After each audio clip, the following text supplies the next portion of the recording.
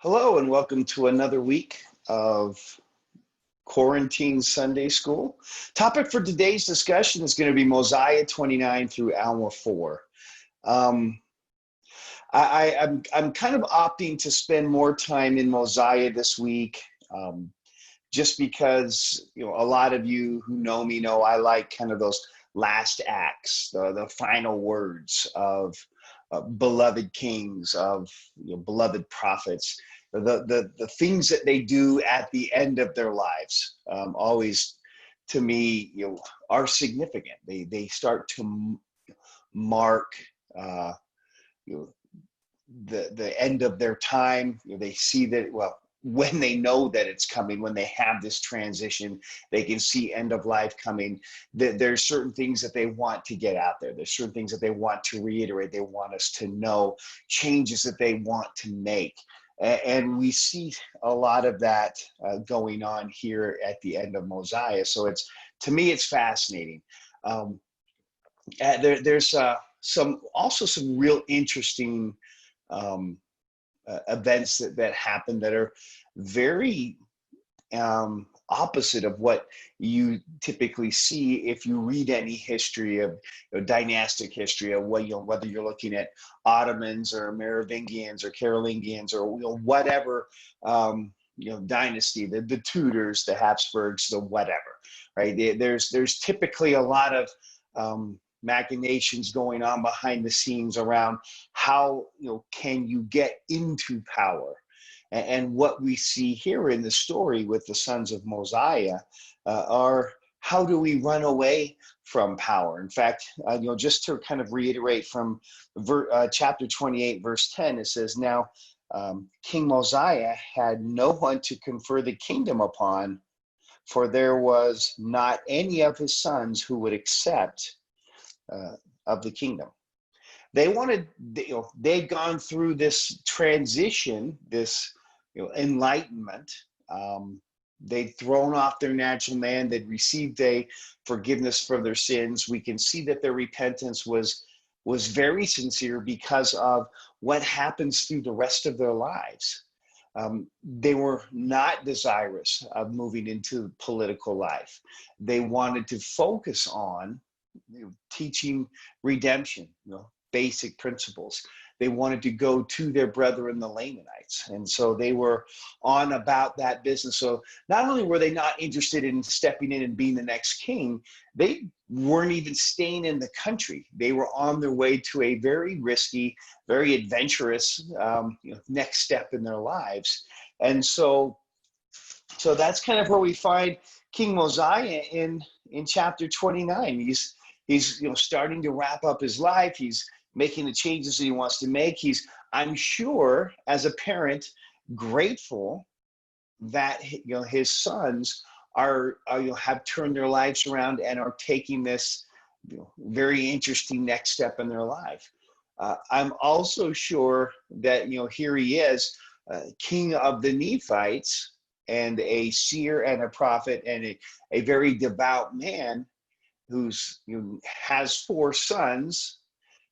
And maybe just a step back, when you start to look at that dynastic succession, the key thing is to have a son. That's what got Henry VIII in trouble with the Catholic Church. He was only having daughters and needed to divorce his wife and move on from Catherine of Aragon to Anne Boleyn to Jane Seymour before finally having a son. You look at the Ottomans and Suleiman the Magnificent, right, builds an entire harem and has wives and concubines because it's very important to sire an heir to ensure that dynastic succession. Ramses II. I mean, you can go on through history, through these very the focus being on having not just a child but lots of children with lots of women, because who knows, life, especially in ancient times, was dicey at best.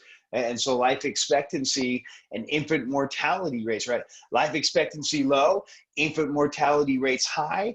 when you start to look at the probabilities of any child making it through adulthood, it's reduced, especially if you're in a warrior class, if you're in the political class. Chances are you're not going to make it. So you have to have redundancies in place. Mosiah did that. He had 4 boys who would be lined up, and should something happen to one, there would be another one ready to take his place. And suddenly at the end of his life, when it's too late to go have another child, I guess, his 4 boys go on a mission to the Lamanites. They leave the country. They have no interest in taking that next step. And here we have verse 1. We've got Mosiah saying, now, when Mosiah had done these things, so when you talk about these things, if you recall from chapter 28, he pulls Alma, the younger, aside, gives him the plates, gives him the stewardship over keeping the record, gives him the seer stones, right? The translators, and I would call them by their real name, but I don't want Mike Stover's head to explode because we're so accustomed to hearing them called the Urim and Thummim. But according to a friend of mine who speaks Farsi, the way that it's actually pronounced is Urim and Tumim. So there's that. They're real things. They're part of the lexicon. They're not something that is unique to Mormon theology. So there's that, right? So those are now have all moved over to Alma. He's got those handled, right? He's handling his business. Okay, you get this. You need to do this. Now, what do we do about the next king?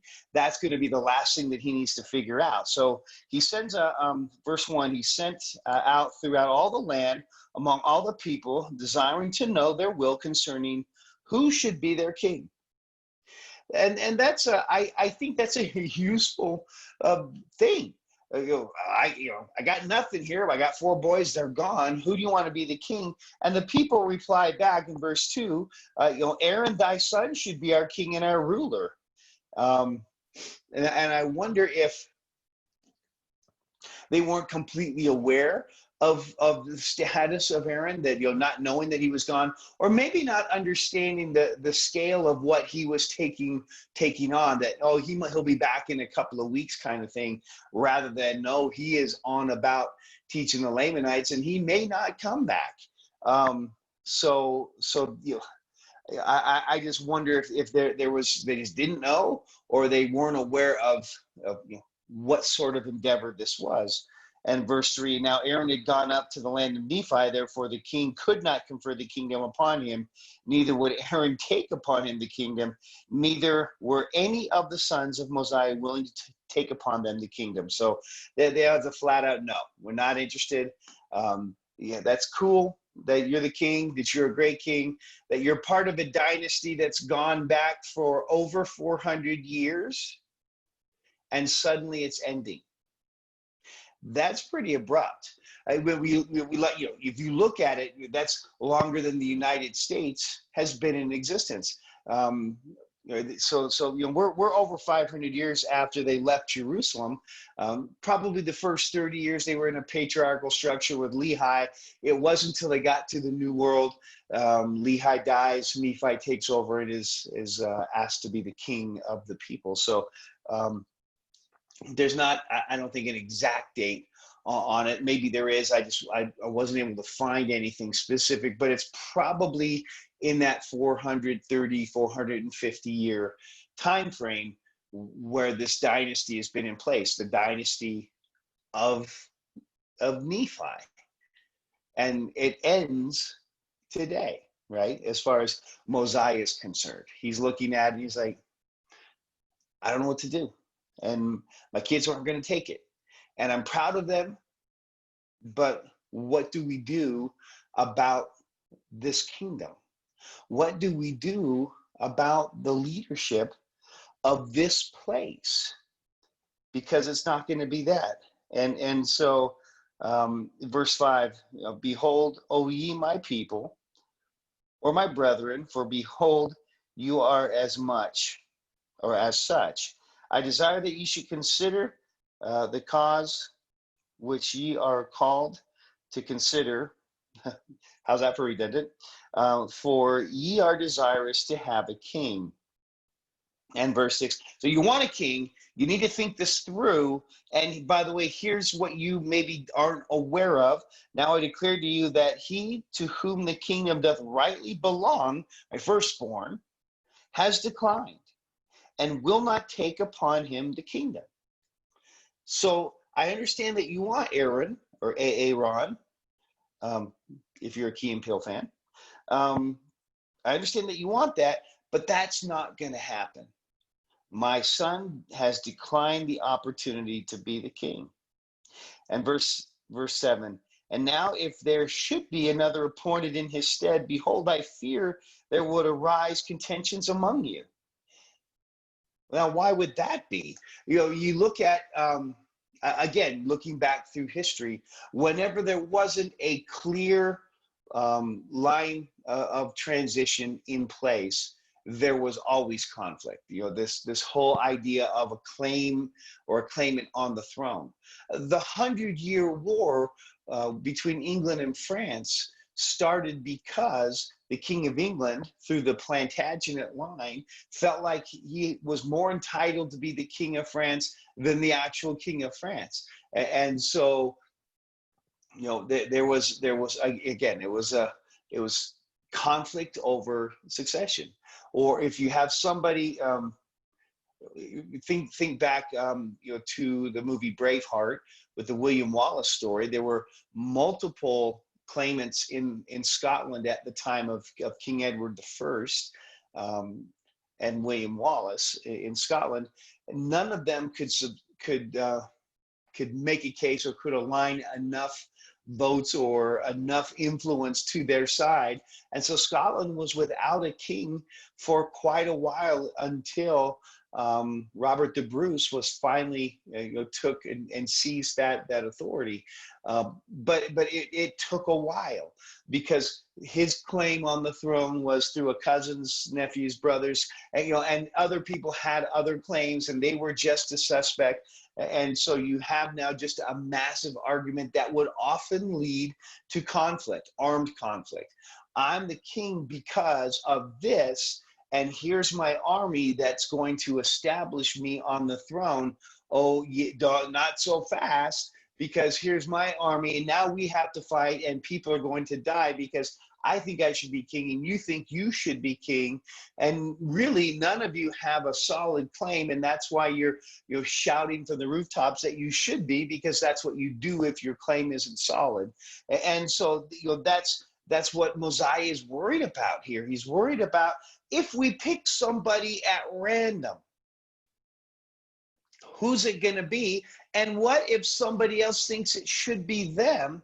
And then he takes it a step further and he said in verse 7, I fear there would arise contention among you, and who knoweth but what my son, to whom the kingdom doth belong, right? My oldest son, who is actually the successor, should turn to be angry and draw away a part of this people after him, which would cause wars and contentions. So no one knows the future. And while Aaron is off teaching the Lamanites, what happens if he has a change of heart at some point? He decides he wants to come back. He decides he should be king because it's really his stewardship, right? He's the one, the firstborn of the king. He's got the lineage. He's got the bloodline. He's got all the bona fides. He's going to be the king. And suddenly he comes back. He sees some clown on the throne. He's like, well, actually, it should be me.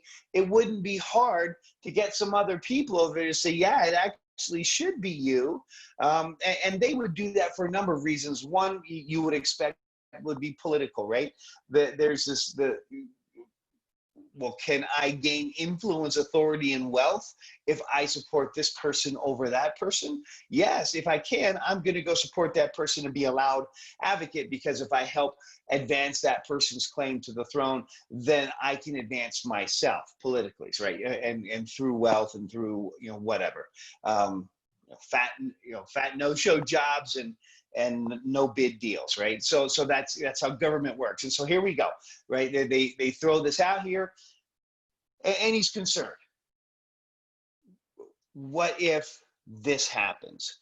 He doesn't want war. He doesn't want shedding of blood. He doesn't really want um, you know, all this potential conflict. And when if you look at history, history is just absolutely filled with stories of dynastic transition conflict. It just is. They're fascinating. There's so many moves that happen behind the scenes in the harems, and with especially when they have multiple wives, and each one looking at trying to push their child forward so that they can have power and influence, and in the case of the Ottomans, so that their child wouldn't be murdered by their half brother when that person ascended to the throne and decided to remove any sorts of potential challengers on a go-forward basis. So that was that first step for the Ottoman emperor is to come through and kill all of his half brothers in the harem. So fun times there. But so here's Mosiah, and he sees all this potential. Despite the fact that they're in the New World and they're fairly isolated, that's what happens. That is history. And so he's right to be concerned about that because it happens every day. And so he wants people to think about it. In verse 8, he says, "Now I say unto you, let us be wise and consider these things, for we have no right to destroy my son, neither should we have any right to destroy another if he should be appointed in his stead." We don't want to have this conflict, and I'm sure my son's a good guy. Whoever we would pick, he would be a good guy, but we would put them potentially at odds. And verse 9, "And if my son should turn again to his pride and vain things, he would recall the things which he had said and claim his right to the kingdom, which would cause him and also the people to commit much sin." He's worried. I don't know how worried. His son has obviously had a dramatic change of heart. He's off on a mission to the Lamanites, but you never know. There's probability and possibility. There's a possibility that it could happen. At this point, it's looking like the probability is low that would happen, but anything is possible. Verse 10, "And now let us be wise and look forward to these things and do that which will make for the peace of this people. Therefore, I will be your king the remainder of my days. Nevertheless, let us appoint judges to judge this people according to our law. And we will newly arrange the affairs of this people, for we will appoint wise men to be judges that will judge this people according to the commandments of God." So essentially what he's suggesting here is a completely new government upon his death. He's saying, we can't, my son doesn't want to do it, but there's a chance that he could come back and be angry and then create a civil war. Whoever we put on the throne, it wouldn't be fair to them. And, because there would be conflict. Why'd you pick him and not me?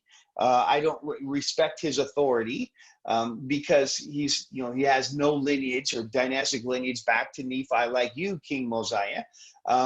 So this is a no-win situation.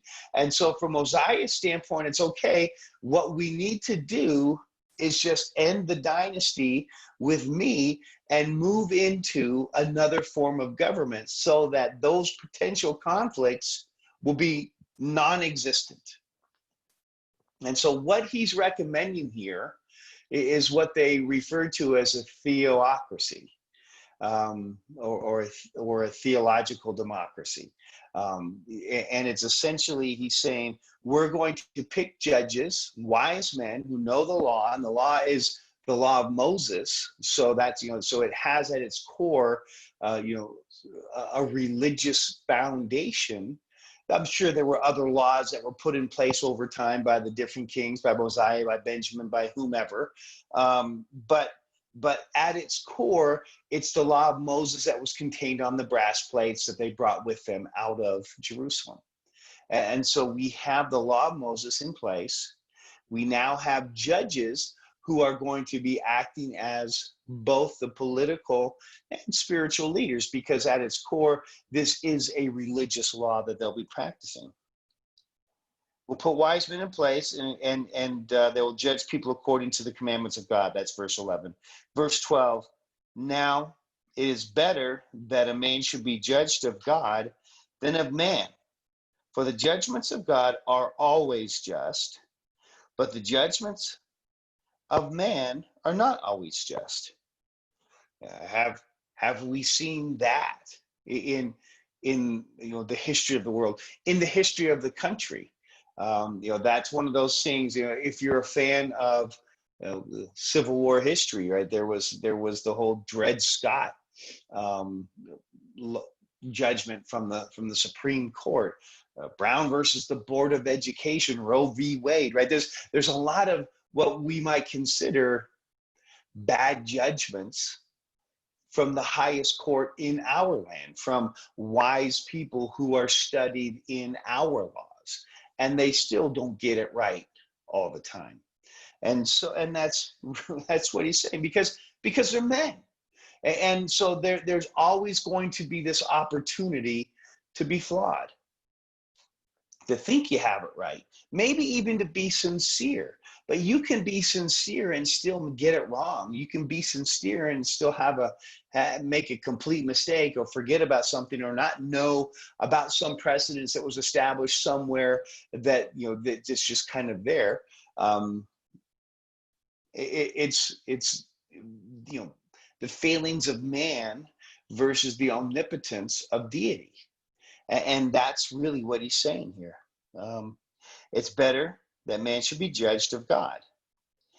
And here, right, verse 13, we're having another one of those if-then statements that I always point out. Therefore, if it were possible that you could have just men be your kings, who would establish the laws of God and judge this people according to his commandments, yea, if ye could have men for your kings who would do even as my father Benjamin did for this people, I say unto you, if this could always be the case, then it would be expedient that you should always have kings to rule over you. The reality is, stuff gets done when you have a single point of authority.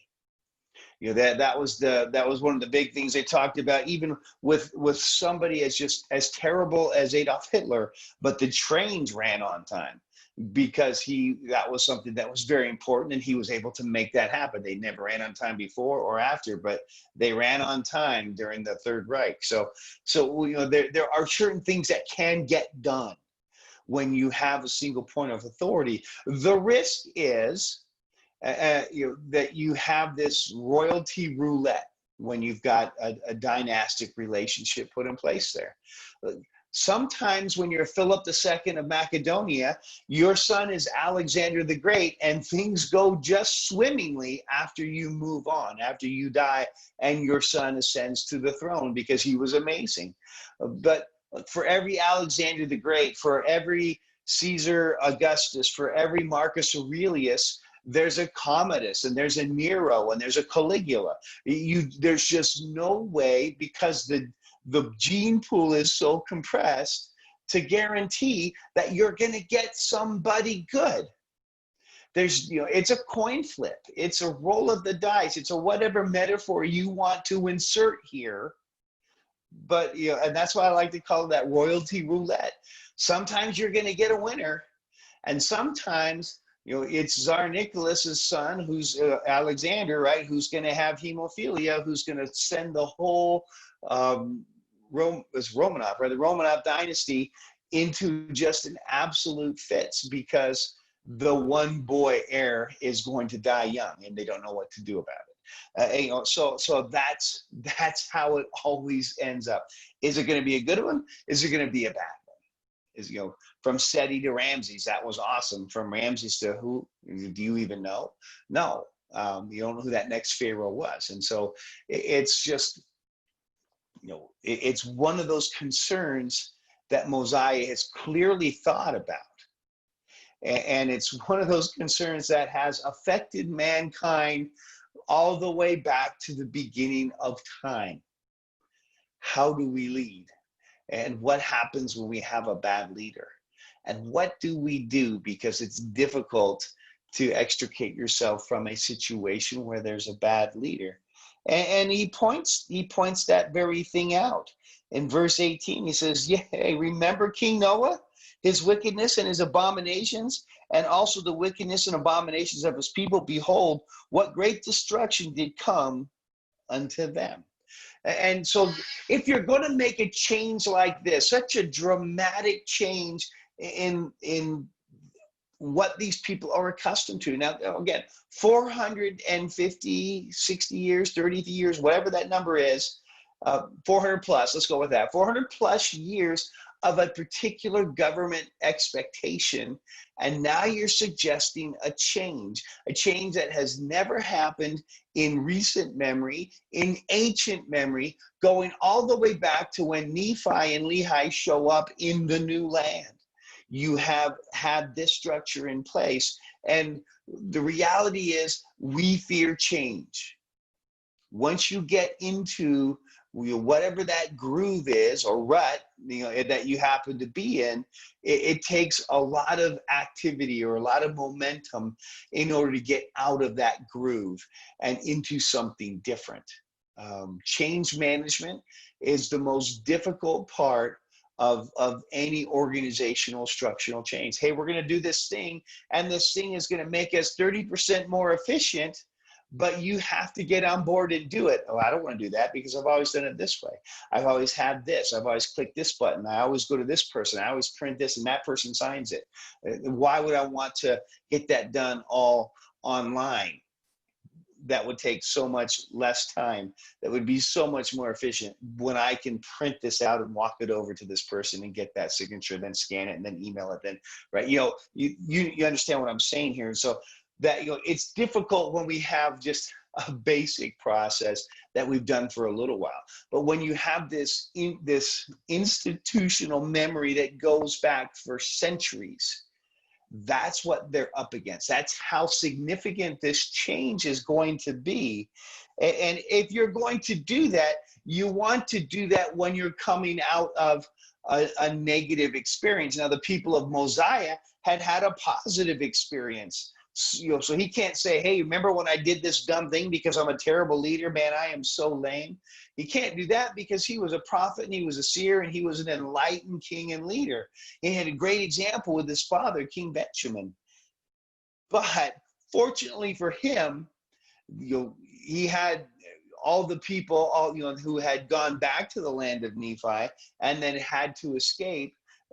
They had that whole King Noah experience, and they had spent, last week's lesson, right, reading it and bringing everybody up to speed on what happened to poor King Limhi and his people. And so they're like, oh yeah, that would be terrible. And so here he is, remember that? And the people who were, those Nephites are like, oh yeah, that was pretty bad. Yeah, we don't want that to happen again.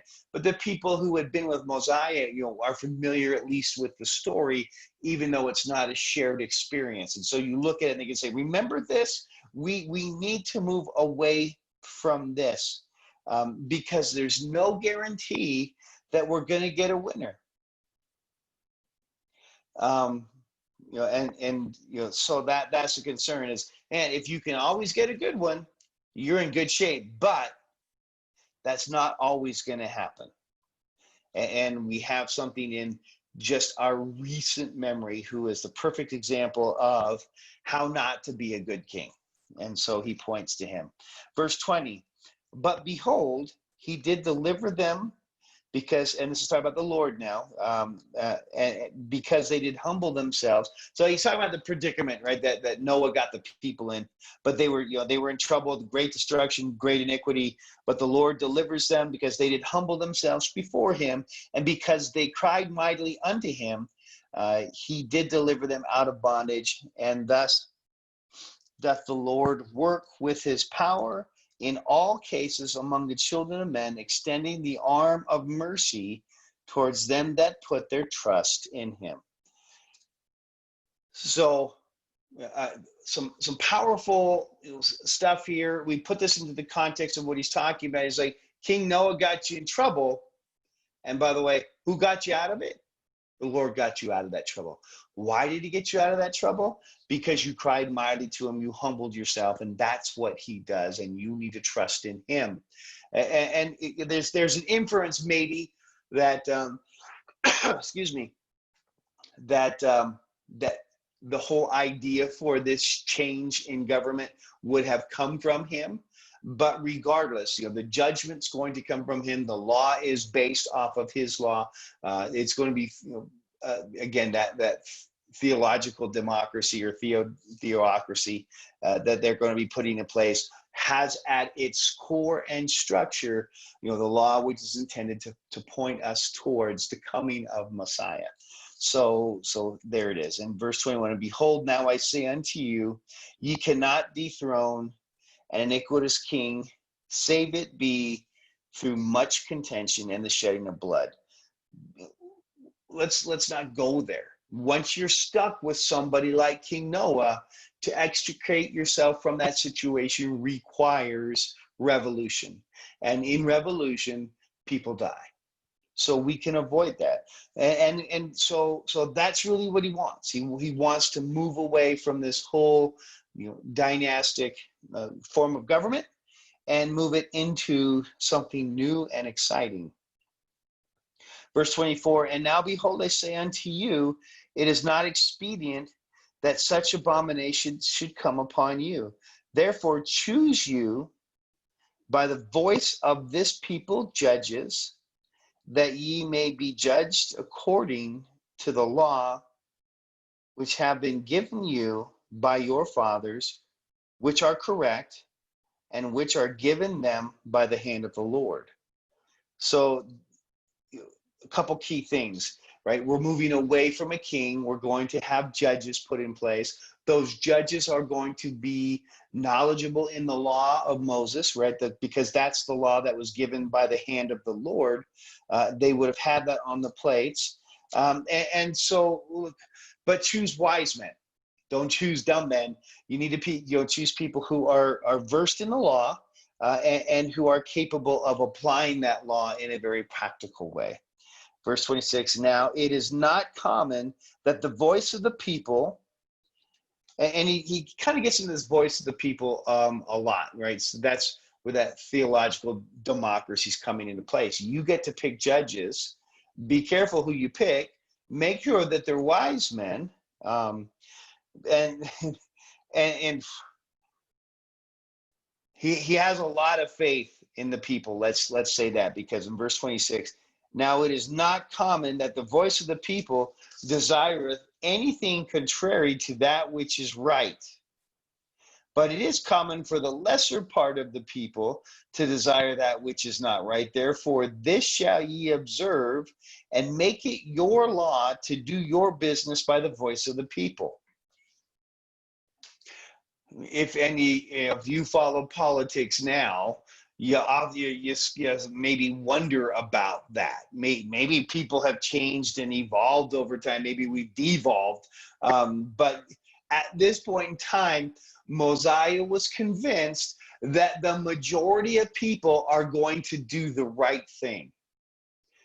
And that's not exclusive to Mosiah. I remember when I was a kid, there was a thing called the moral majority. It was I think it was Jerry Falwell, who was a Christian minister, who had it in his mind that most people are good. Most Americans want the right things. So they want good things. They want the rule of law. They want things to be just and fair. But they weren't loud about it. They just kind of went about their day. And so he brought that together to counteract a lot of the things that he perceived to be wrong in government, and started to apply pressure in with a large lobby, a large voting bloc called the moral majority, saying the majority of people are going to be quiet. They're not going to be out there protesting, burning cop cars like we have going on tonight here in Salt Lake City. The majority of people aren't downtown doing that. The majority of people are worried about their families, worried about making a living, worried about surviving the pandemic, worried about what's going to happen to their children and if school starts, how that's going to impact them in their education. How does that impact my job, my business, my family? Am I at risk? If not, are there people around me who are that I need to be careful about? That's what the majority of people are worried about. And there's always going to be those people downtown burning cop cars. And so what he's saying here is you have to make it part of who you are to come out and vote for wise men to be your judges, because the majority of people want what's right. And we probably see that in our lives. Most of the people we come in contact with are good people. Most of the people, whether they're in our church or not, have the same concerns. They love their family. They have a job. They have their resilience that they have to learn and apply in times of great pressure. They cry when things are sad. They laugh and celebrate when things are awesome. They have at its core, we all are wired the same way, even though we often express it in very different ways. But one-on-one, person to person, there's more to us that is the same than there is that's different. There's more that should bring us together than should separate us, for most of us. But there's always going to be those people that you just kind of can't understand. And that's kind of what Mosiah is talking about. It's common for the lesser part of the people to desire that which is not right. Therefore, this shall ye observe and make it your law, and to do your business by the voice of the people. And if the majority shows up and picks a right and enlightened path, it doesn't matter that the lesser amount of people want to act out and do things wrong, because the voice of the people will still lead this government that he's looking to leave behind in a correct path. Verse 27, here's another if then. And if the time comes that the voice of the people doth choose iniquity, then, and I think you can see where this is going, is the time that the judgments of God will come upon you. Yea, then is the time he will visit you with great destruction, even as he has hitherto visited this land. Excuse me. If you get to a point where the lesser people who choose wrong are now the majority, or if you get to a point where the majority of people move into a stage of apathy and non-engagement in their political process, then what's going to happen to you is this negative thing, and you're going to deserve it because you chose it. This was your choice because you chose not to participate, or you chose wrongly, or you decided to go along with that loud minority of people who want bad things. Or maybe you're part of that group and you want bad things. You're going to get exactly what you deserve if, and as we know the end here, because we've read the book, we know how it ends. When this happens to this people, it's going to be their choice, and the judgment that they receive will be significant and unfortunately well earned. So what they used to say at the Children's Discovery when my kids went there, you get what you get and you don't throw a fit, right? And so that's what was about, that's coming. A little foreshadowing, but not yet.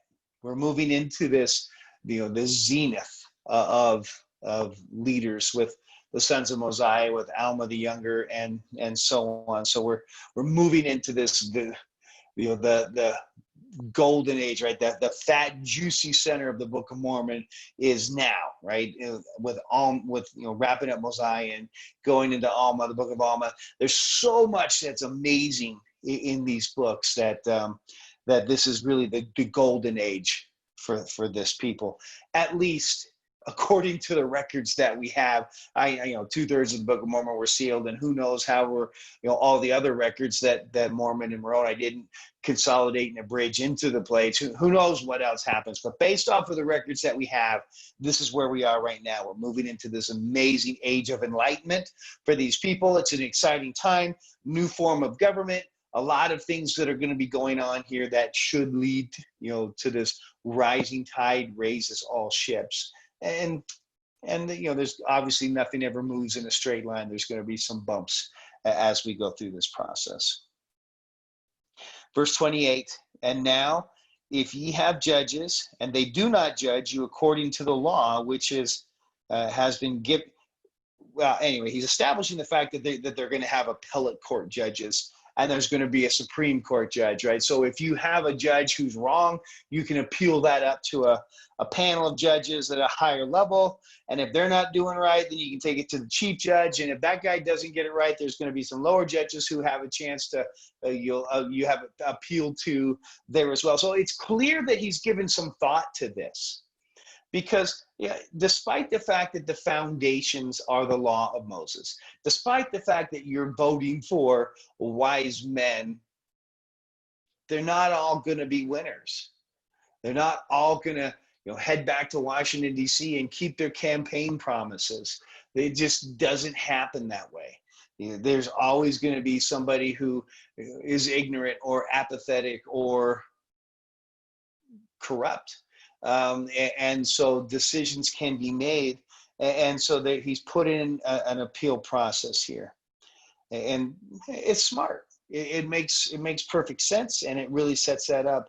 Verse 33, and many more things did King Mosiah write down unto them. So this is part of a big letter that he sent out through the kingdom, right unto them, unfolding unto them all the trials and troubles of a righteous king, yea, all the travails of soul for their people, and also all the murmurings of the people to be their king, and he explained it all to them. The reality is he had some convincing to do. He had to align, you know, the important people here. He had to align the fact that, well, we've always done it this way. This is a 450-year dynasty, and we're just going to move into something new. But he was successful. Verse 37, now it came to pass that after King Mosiah had sent these things forth among the people, they were convinced of the truth of his words. It's a compelling case. You read through it, and it absolutely does make sense. You know, especially given the amount of data that we have in the modern age to look back and see that all these things that Mosiah was worried about have happened thousands and thousands of times over the course of the history of mankind, across every kingdom in the world, from east to west, from north to south, right? It just happens, and it happens again.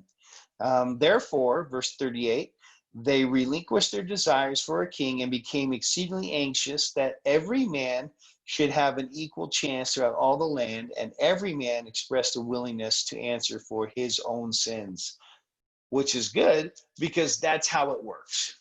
We get to answer for our own sins, right? Man, you know, man's judged by their own sins and not for Adam's transgression is, I think, how the scripture goes. But that's really the idea that when it comes down to it, when that great getting up morning and we're standing before the judgment bar of God, he's not going to say, well, you did okay, but your neighbor is a clown, and so you have to pay the price for your neighbor's sins. And that would be a bummer. But well, actually, it'd be awesome for me if somebody else could pay for my sins. You know, some good person could pay for my sins. Fortunately, you know, I can see the Soderquist backyard from my house, and hopefully he'll be a stand-up guy and take care of that for me. So, thanks, Leroy. Appreciate it. But that, you know, so that's kind of how this works. You stand up and you pay for your own sins. And in verse 39, therefore it came to pass that they assembled themselves together in bodies throughout the land to cast in their voices concerning who should be their judges, to judge them according to the law which had been given them, and they were exceedingly rejoiced because of the liberty which had been granted to them. This is a giddy time. I wonder if the same way people celebrated when the Declaration of Independence was signed, when we started to move into, maybe more probably appropriately, after the war had been won and the Constitution was ratified through the 13 colonies, that the celebration would have occurred, this brand new experiment, this moving away from being subservient and a colony to England to being independent and having your own liberty. Probably a pretty heady time for these people here, and they're celebrating. And verse 42, we find out that Alma was appointed as the first chief judge, he being also the high priest, his father having conferred that office upon him. So we find that verse 43, Alma did walk in the ways of the Lord. He did keep his commandments, and he did judge righteous judgments, and there was continual peace in the land. And verse 46, we find that this was 509 years from the time Lehi left Jerusalem, and thus ended the reign of the kings over the people of Nephi, and thus ended the days of Alma, who was founder of their church. So almost, the elder. So there it is. There's an end of a dynasty. And so when you start to think about those last acts of Mosiah, it wasn't as much a sermon as it was creating a political environment where people could be free, where people could have liberty, and yet where the laws and the judges were completely aligned to the law of Moses. So whether they were members of the church or not, I guess, or there's certain laws associated with that they would be held to. And so he's opening up a brand new horizon for these people, and there's more accountability. There's less of a, well, he told me he was the king. It's now, this is the law, and it's your responsibility and your stewardship to keep it. And that really is more aligned with God's plan. God never set up a plan that forces us to behave in a certain way, that forces us to subjugate our own will to another human beings. Now, we are asked to come follow me, right? To make a choice to follow the Savior, and throw off that natural man. But we've never been asked to subvert our agency, to give that over to another human being, and then allow them to make those decisions for us. We've never been in a position where we're forced to behave in a certain way. We're asked to behave in a certain way. We're asked to keep the commandments, and we have a choice whether we're going to or not. And with those choices obviously comes the consequences of our obedience or not. That follow with that. But it's like it says in verse 38 that each man expressed a willingness to answer for his own sins. There's real power in that. There's power in that from a political standpoint, but also from a theological standpoint as well, because the foundation of this government that they put in place was theological, was aligned to the commandments of God. And so there was no separation of church and state. Church and state were the same, especially with Alma being the chief judge and the high priest. So there you have it. We're wrapping up the book of Mosiah, and then we jump into Alma, and there's some real interesting stuff. Alma comes out of the gate swinging. He's barely into this new government, and we start to see people popping up. We see the priestcrafts. We see Nahor. We're going to see, and it's, by the way, it's inevitable as you read through chapter 2 and 3 with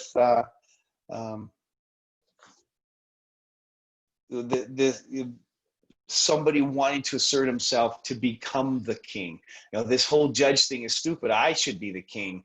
And so creating conflict there, because there's always early adopters, right? There's always going to be people who see that new thing and they want to charge right into it. Yeah, that's exciting. That's new. I want to learn more about it. I want to take advantage of it. I want to learn everything I can about this new thing.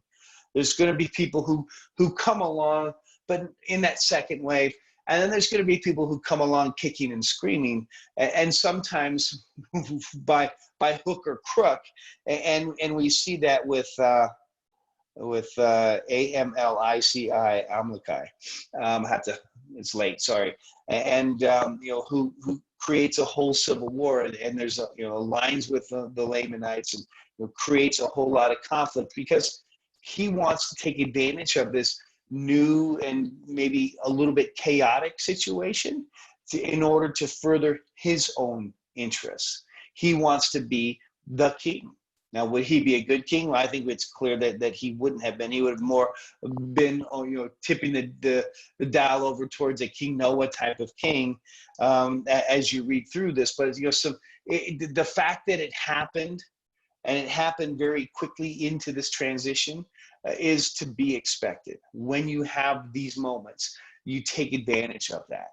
Just like whenever there's a new king on the throne, the new emperor of Persia, the first thing he has to do is go back around and reconquer all of the existing satraps, because each of those satrap leaders is going to test the new emperor.